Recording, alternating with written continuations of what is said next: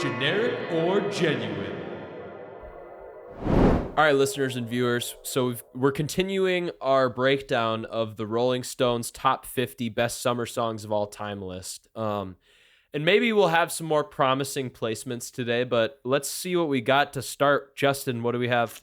So we're breaking down 31 through 40 today, and at number 40 is Led Zeppelin's Dancing Days, released in 1973. Which is a awesome song. Awesome song. It's one of my favorite choices from Led Zeppelin, because a lot of people like to go like Ramble On, Stairway to Heaven, Black Dog, Heartbreaker, but I personally kind of like some of their deeper cuts.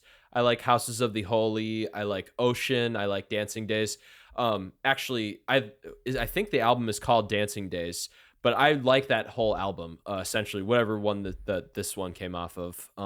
Yeah, there's not much else to be said other than there's some great guitar playing, some really cool production done by Jimmy Page, because he was also the producer for, or at least assisted in the production of Led Zeppelin. Yeah, and the Rolling Stone are kind of going off the path of, does it have the word summer in it? Yeah. in it? And they're actually picking a good song. Yeah. So I think this is a genuine placement, genuine song.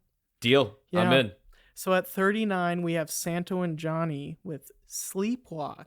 An oldie song. Oldie, but if you're at a surf cafe in Hawaii, what are they going to be playing? Something like this. Something like this. Yep. You just can't get away from it when you're at the beach.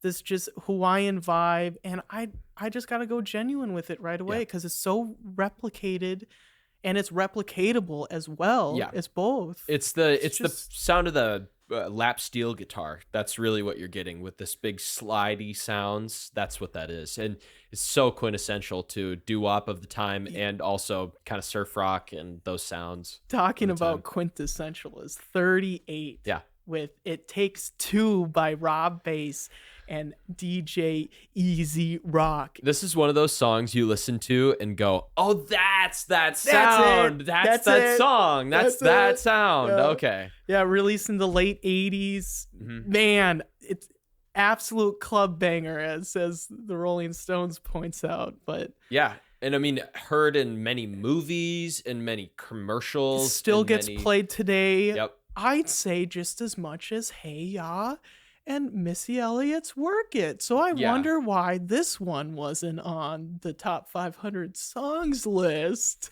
Come on, guys. Yeah, come on. Come on, Rolling It's Stone. an absolute genuine pick. But all right, Sure. at 37 is Taylor Swift's Cruel Summer. And this one we feel like is just on the list because it says the word summer in the name. Because right when I played this, I went, oh, I know which summer hits that I want on this list. It needs to make me want to get up and move. Yeah. This doesn't do it.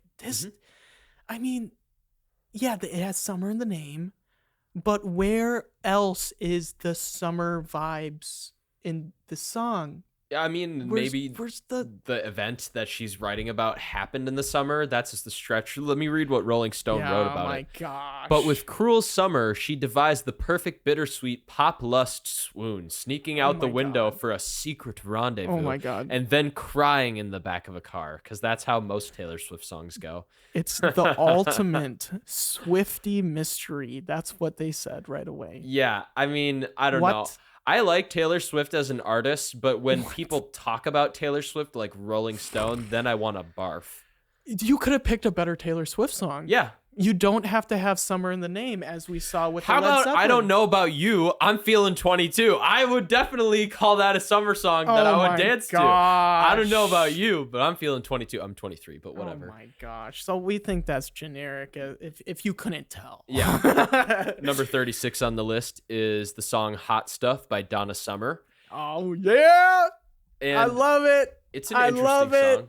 It's the end of disco, and you can hear, because the chorus has the hot stuff, and it's totally like a disco dance. Anthem. Yeah, totally. But it's at the end, and it's like bringing in 80s instrumentals. Yeah, instruments, some synths. Yeah. The beginning of synth technology, essentially, which was on the cutting edge at the time.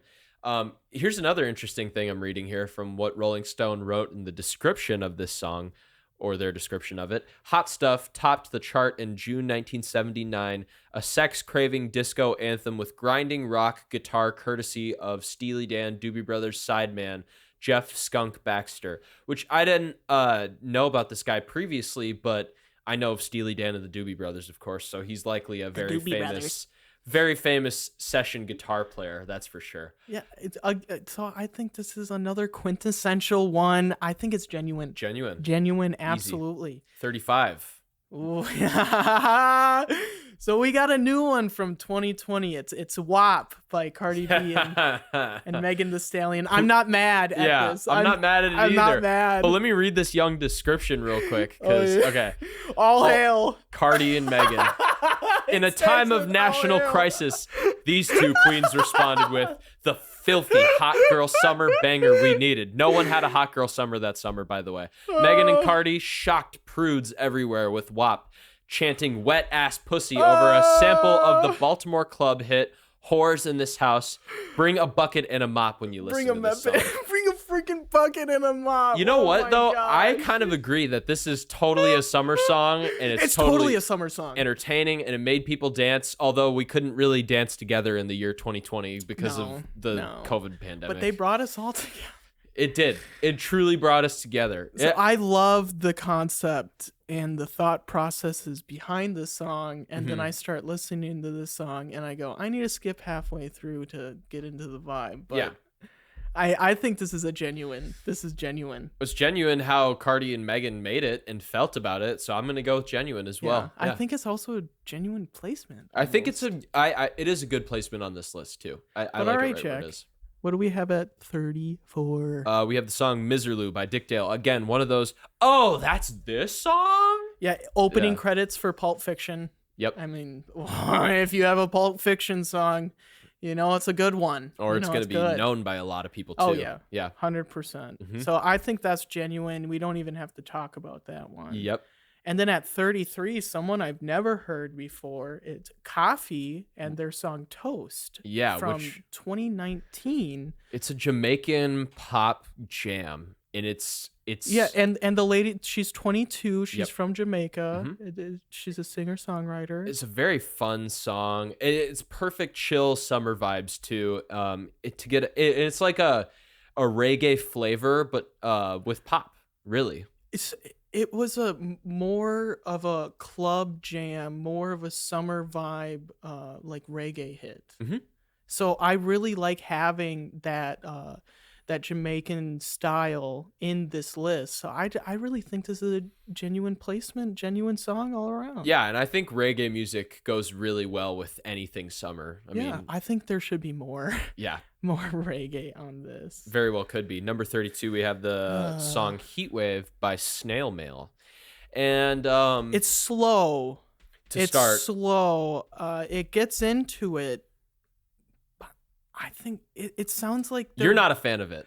But so the Rolling Stones says it's like a twist of like a 60s summer hit. Like a twist of the vibe back then. Is that what they're trying to get at? It's too depressing to be a 60s song, in my opinion. I know. So why wouldn't they just go back and pick one of these guys' influences?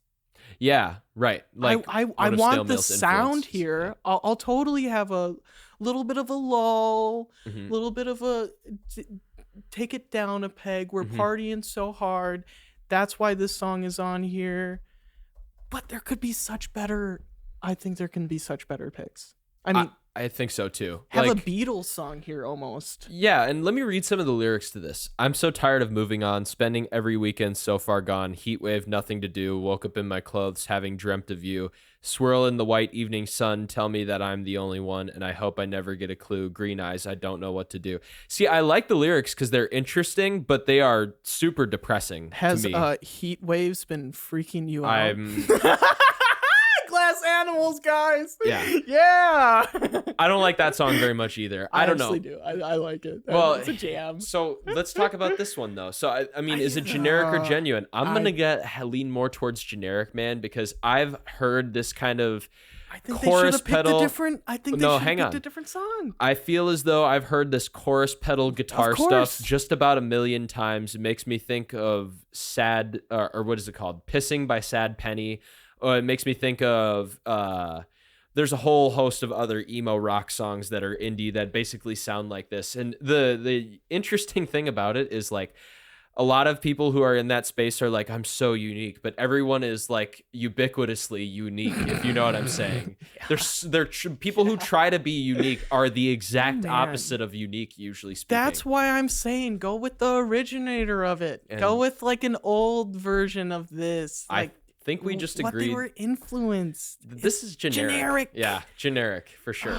31. We've got Let's Twist Again by Chubby Checker, which is basically a song written after the song The Twist. Yeah. Genuine. The twist was genuine. Yes. I mean, it was one of the callback. I love callbacks. It's one of the biggest dance hits of all time, probably, if you're considering it in relation to all the other dance songs that have ever been crazes. That was a craze. The Twist was a craze back in the day. You know, I think this is an interesting song because it's like it elaborates more on another song. And how many times do you really see that nowadays? I feel like you don't see that at all. Yeah, I really like that. It's like a sequel. It's like what movies are doing nowadays. Well, you're a lover of sequels, though. Yeah, and not every sequel is as good as its prequel. I think every sequel gives you more of the story so you can appreciate the ones before. But really, this song, man, this song at 31... They really got it right. Placement wise, yeah, I could see that. And it's dancey. Well, I can see this because we'll get into 21 through 30 and the next lower episode. Ones, and we got LFO down there. But anyways, just this is the perfect song to have on the list in general. I totally would agree with you. So are we going generic or genuine? Absolutely generic. I'm just kidding. It's genuine. Genuine all the way. Yeah.